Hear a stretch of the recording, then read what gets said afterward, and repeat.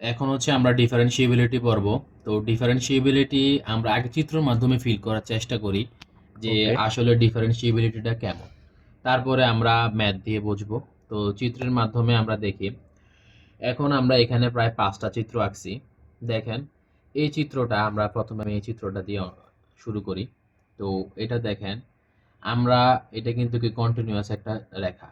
তো সুতরাং এই ফাংশনটা কন্টিনিউয়াস। আর এই একটা রেখা দেখি, দেখেন এটা কিন্তু কন্টিনিউয়াস একটা ফাংশন না, মাঝখান দিয়ে গ্যাপ আছে। তো এটা কন্টিনিউয়াস না। এখন কথা হচ্ছে ডিফারেন্সিয়েবল নাকি ডিফারেন্সিয়েবল না। আমরা চিন্তা করব যে যদি স্মুথ হয়, অর্থাৎ এখানে হাত রাখলে আমরা যদি ব্যথা না পাই, সেটা হচ্ছে ডিফারেন্সিয়েবল। আর যদি স্মুথ না হয়, অর্থাৎ হাত রাখলে ব্যথা পাবো, তাহলে ডিফারেন্সিয়েবল নয়। স্মুথ হলে ডিফারেন্সিয়েবল, স্মুথ না হলে ডিফারেন্সিয়েবল নয়। এবং ডিফারেন্সিয়েবল হতে হলে অবশ্যই ফাংশনটা কন্টিনিউয়াস হতে হবে। কন্টিনিউয়াস হলে তারপরে যে ডিফারেন্সিয়েবলের প্রশ্ন আসবে। যদি কন্টিনিউয়াসই না হয়, তাহলে ডিফারেন্সিয়েবল হওয়ার প্রশ্নই আসে না। যেমন আমরা একটু আগে যে কোনো ফাংশনে যদি লিমিট এক্সিস্ট করে, তাহলে এটা কন্টিনিউয়াস হয় কি হয় না সেটা আমরা পরীক্ষা করি। যদি লিমিটই এক্সিস্ট না করে, তাহলে কন্টিনিউয়াস হয় কি হয় না সেটা দেখার কোনো প্রয়োজন নাই। অর্থাৎ একটা একটা করে ধাপে ধাপে শর্ত পূরণ করতে হবে। যদি লিমিট থাকে, তাহলে কন্টিনিউয়াস হওয়ার সম্ভাবনা আছে, আমরা পরীক্ষা করে দেখব। এখন যদি লিমিটও থাকে, কন্টিনিউয়াসও থাকে, কন্টিনিউয়াসও হয়, তাহলে ডিফারেন্সিয়েবল হওয়ার সম্ভাবনা আছে, আমরা পরীক্ষা করে দেখব। অর্থাৎ ডিফারেন্সিয়েবল হওয়ার জন্য আমাদের লিমিট এবং কন্টিনিউয়াস এই দুইটা শর্ত পূরণ করে তারপরে ডিফারেন্সিয়েবল আসতে হয়।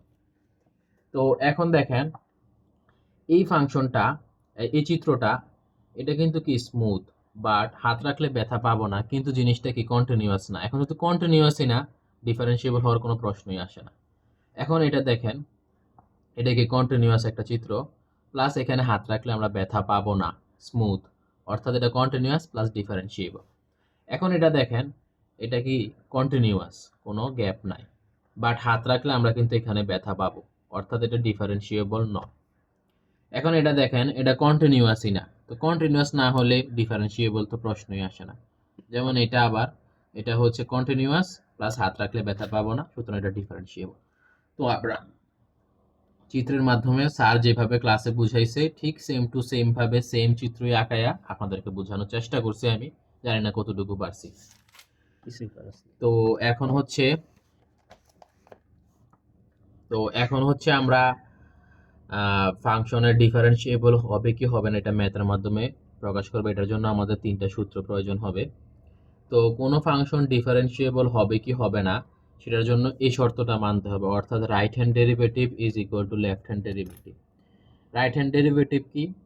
অর্থাৎ right hand derivative function of F prime. F prime C মানে কি বোঝাচ্ছে? একবার ডিফারেন্সিয়েশন করতে হচ্ছে এই অংশটাকে। Left hand F prime C অর্থাৎ কি একবার ডিফারেন্সিয়েবল করতে হবে। এখন দেখেন রাইট হ্যান্ড মানে কি, অর্থাৎ বড় বড় সংখ্যা রাইট হ্যান্ডে থাকে না। তো রাইট হ্যান্ড ডেরিভেটিভের সূত্র হচ্ছে লিমিট এইচ টেন্স টু, এটা সূত্র একদম মুখস্থ, limit H tends to zero F of C plus H. যেহেতু রাইট হ্যান্ড অর্থাৎ সি থেকে বড়, আমরা সি পয়েন্টে ডিফারেন্সিয়েবল কিনা দেখব।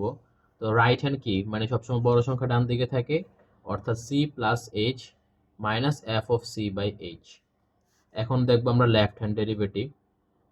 তো লেফট ডেরিভেটিভের ক্ষেত্রে সি থেকে ছোট, এই জন্য আমরা সি মাইনাস এইচ নিয়েছি। লিমিট সেম সূত্রই, limit H tends to zero F of just C plus এইচের জায়গায় F of C minus H minus F of C. আর আমাদের লেফট হ্যান্ড ডেরিভেটিভ এটা মাইনাস এইচ হয়ে যাবে, এখানে প্লাস এইচ এখানে মাইনাস এইচ। তো এই দুইটা সূত্র মাস্ট বি মনে রাখতে হবে আমাদের। তো এই দুইটা সূত্র দিয়ে আমরা ডিফারেন্সিয়েবল কিনা কোনো ফাংশন সেটা দেখার চেষ্টা করব। এখন আমাদের ফাংশন দিয়ে দিয়েছে, তো সেখান থেকে এটা ডিফারেন্সিয়েবল কিনা সেটা দেখব। তো দুইটা ম্যাথ করানো হয়েছে ক্লাসে, কোনটা করা যায়, কোনটা করলে সুবিধা হয় সেটা দেখছি আমি। আচ্ছা, আমি দুটোটা ম্যাথই বুঝাই দিই।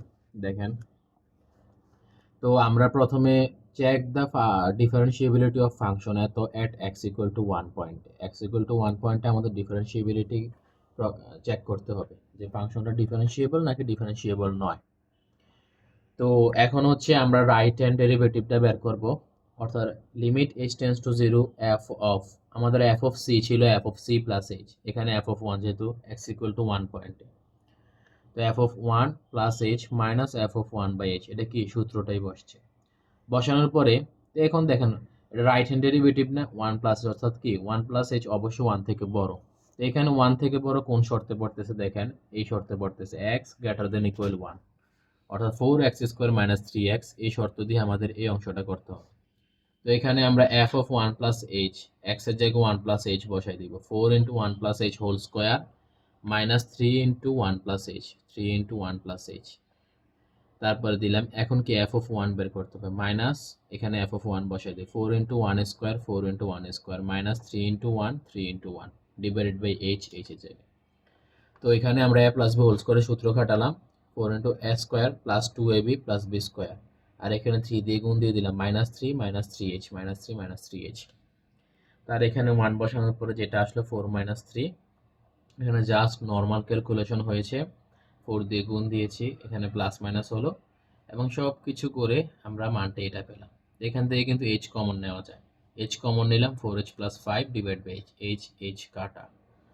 এখন কি আসলো, limit h tends to 0, 4h plus 5, এখানে আমরা h এর মান বসাই দিই, তো 4 ইন্টু 0 হচ্ছে 0 প্লাস 5 ইকুয়াল টু 5। এখন আমরা লেফট হ্যান্ড ডেরিভেটিভ বার করব। তো লেফট হ্যান্ড ডেরিভেটিভের সূত্র কি, limit h tends to 0, 1 minus h, তখন f অফ c ছিল c মাইনাস h, এখন f অফ 1 যেহেতু 1 পয়েন্টে আমাদের ডিফারেন্সিএবিলিটি যাচাই করতে বলছে, সেজন্য f of 1, 1 minus h minus f of 1 divide by minus h, এটা কিন্তু পুরোটা সূত্রের প্রয়োগ ঘটছে। তো এখন দেখেন 1 মাইনাস h কি অবশ্যই 1 থেকে ছোট, 1 থেকে ছোট কোন শর্তের মধ্যে পড়তে, এখানে x লেস দেন 1 এই শর্তে পড়তেছে 5x মাইনাস 4। তো আমরা 5x মাইনাস 4 অর্থাৎ x এর জায়গায় 1 মাইনাস h বসাই দেব, 5x ছিল তো x এর জায়গায় 1 মাইনাস দিলে 5 ইন্টু 1 মাইনাস h মাইনাস 4, আর f অফ 1 5x মাইনাস 4 এ যদি 1 বসাই, 5 ইন্টু 1 হচ্ছে 5 মাইনাস 4 অর্থাৎ 5 মাইনাস 4 1, তো আমি ডিরেক্ট এখানে 1 লিখে দিচ্ছি। তো এখানে গুণ দিলে কি হয়, 5 মাইনাস 5h মাইনাস 4 মাইনাস 1, যোগ বিয়োগ করলাম মাইনাস 5h মাইনাস h থাকছে, মাইনাস মাইনাস কাটা, h কাটা, শুধু 5 আছে। তো এখানে তো h তো কাটাই চলে গেছে, লিমিট বসানোর কোনো প্রশ্নই আসে না কারণ hই নাই, তো সুতরাং শুধু 5 আছে 5। তো আমাদের দেখা যাচ্ছে রাইট হ্যান্ড ডেরিভেটিভ এবং লেফট হ্যান্ড ডেরিভেটিভ দুটোটার মান সমান, অর্থাৎ এই ফাংশনটা differentiable at x equal to 1 point. তো আমাদের ক্লাসে আর একটা ম্যাথ করানো হয়েছে, সেটা হচ্ছে এটা, এখানে আমাদের x ইজ ইকুয়াল টু 0 পয়েন্টে ডিফারেন্সিয়েবল কিনা সেটা যাচাই করতে বলছে। তো আমাদের এই ম্যাথটা করার আগে আমাদের কিছু সূত্র জানতে হবে। এই সূত্র হচ্ছে limit x tends to 0 sin x by x is equal to 1, limit x tends to infinity sin x by x is equal to 0। সেমই আছে এই পোর্শনটা, x ইজ ইকুয়াল টু 0 হলে 1 হবে, x ইকুয়াল টু ইনফিনিটি হলে 0 হবে। তো same ভাবে দেখেন, অর্থাৎ সাইনের পরে যে অংশটা থাকে সেটা কি, সেটা হচ্ছে অ্যাঙ্গেল। সাইনের পরে এই অংশটা নিচে ভাগ আকারে থাকতে হবে এবং এই অ্যাঙ্গেলটা আমাদের টেন্স টু 0 অথবা ইনফিনিটি হলে সেই অনুযায়ী আমাদের মানটা হবে, এই টেন্স টু 0 হলে 1, ইনফিনিটি হলে 0। যেমন আমি একটা উদাহরণ দিয়ে বুঝাইলাম যে limit sine P plus Q, তো নিচে এই অ্যাঙ্গেলটাই এই সাইনের পরের অংশটা ভাগ আকারে থাকতে হবে এবং এই পোর্শনটা টেন্স টু 0 হওয়াতে 1 হতো, যদি টেন্স টু ইনফিনিটি হতো তাহলে 0 হয়ে যেত। তো এই দুইটা সূত্র আমাদের লাগবে এখানে। এখানে দেখি আমরা রাইট হ্যান্ড লিমিটটা আগে বের করি, রাইট হ্যান্ড ডেরিভেটিভটা আগে বের করি। তো রাইট হ্যান্ড ডেরিভেটিভে লিমিট h টেন্স টু 0 আমাদের যে সূত্র ছিল সূত্র অনুযায়ী বসাচ্ছি। তো f of 0 plus h minus f of 0 divide by h, তখন কি ছিল, f প্রাইম c ছিল, এই জন্য f of c plus h বসছে, মাইনাস f অফ c ছিল। এখন তো c এর জায়গায় 0 আছে অর্থাৎ 0 পয়েন্টে, তো c এর জায়গায় 0 বসিয়ে দিলাম, f of 0 plus h minus f of 0 divide by h। তো এখন 0 প্লাস h কে অবশ্যই 0 থেকে বড়, তো 0 থেকে বড় হলে কি এখানে শর্ত আছে দুইটা, x ইজ ইকুয়াল টু 0 পয়েন্টের জন্য শর্ত এটা, আর x is equal to not 0 হলে শর্ত এটা। যেমন 0 থেকে বড় কি x not is equal to 0, তো x not is equal to 0 শর্ত কি x square plus sin 1 by x। তো আমরা এখানে x এর জায়গায় যেহেতু f অফ 0 প্লাস h আছে, x এর জায়গায় আমরা 0 প্লাস h, যেখানে যেখানে x আছে সেখানে সেখানে 0 প্লাস h বসাই দিই। 0 প্লাস h মানে কি h ই তো, তো অর্থাৎ x এর জায়গায় আমরা h বসাবো, এখানে x স্কয়ার আছে, h square sin of 1 by x আছে, 1 বাই h হবে, আর f অফ 0 আমরা যদি 0 বসাই এখানে দেখেন 0 স্কয়ার 0, আর এখানে কি হচ্ছে, sin 0 ডিগ্রির মান কত, sin 0 ডিগ্রির মান হচ্ছে 0, তো এখানে কি হলো, 0ই বসলো। তো এখানে যদি আমাদের 0 বসে, h square sin 1/h divided by h, তো এখানে h আর h স্কোয়ার কাটা হলে উপরে h থাকে, তো h sin of 1/h। এখন h যদি আমরা নিচে নিয়ে আসি উল্টায় যাবে না, অর্থাৎ 1/h হয়ে যাবে। তো এখন h টা আমরা নিচে নিয়ে আসলাম, অর্থাৎ sin of 1/h divide by 1/h।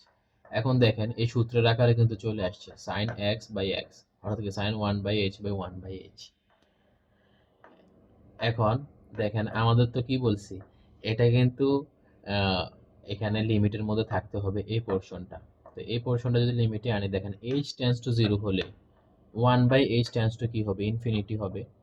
দেখেন এটা কিন্তু, দেখেন h টেন্ডস টু 0 হলে অর্থাৎ 0, আর 1/h কি হবে, 1/0, 1। হ্যাঁ। তো এখন দেখেন যে কোনো কিছুকে 0 দিয়ে ভাগ দিলে কিন্তু আমরা ইনফিনিটি পাই। তো সেম ভাবে h টেন্ডস টু 0 হলে 1/h কি হবে, 1/0 কি ইনফিনিটি হবে না, তো 1/h হচ্ছে ইনফিনিটি।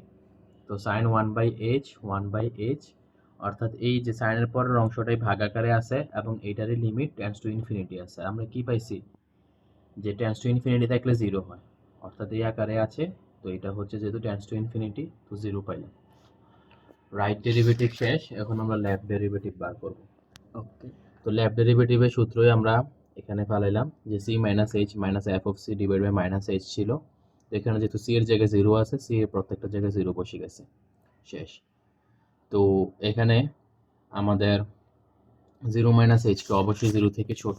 তো এখানে শর্ত আছে x ইকুয়াল টু 0 জন্য এবং x not is equal to 0 জন্য। 0 থেকে ছোট কি, x not is equal to 0 হবে। অর্থাৎ এই শর্তটা আমাদের বসাতে হবে x square into sign of 1/x। অর্থাৎ যেহেতু আমরা কি পেয়েছি, f 0 মাইনাস এইচ কি, অর্থাৎ মাইনাস এইচ, 0 তো রিয়া নেই। তো আমরা মাইনাস এইচ, x এর যে জায়গায় x আছে সেই জায়গায় শুধু মাইনাস এইচ বসাই দিব। x square sine of 1/x, তো x স্কোয়ারের জায়গায় মাইনাস এইচ বসাইলে h স্কোয়ার সাইন অফ, আমাদের 1/x ছিল, এই জায়গায় আমাদের মাইনাস এইচ বসবে, তো মাইনাস 1/h মাইনাস 0। 0 হলো, এখানে যদি 0 বসাই এই অংশটা তো 0ই আসবে পুরোটা।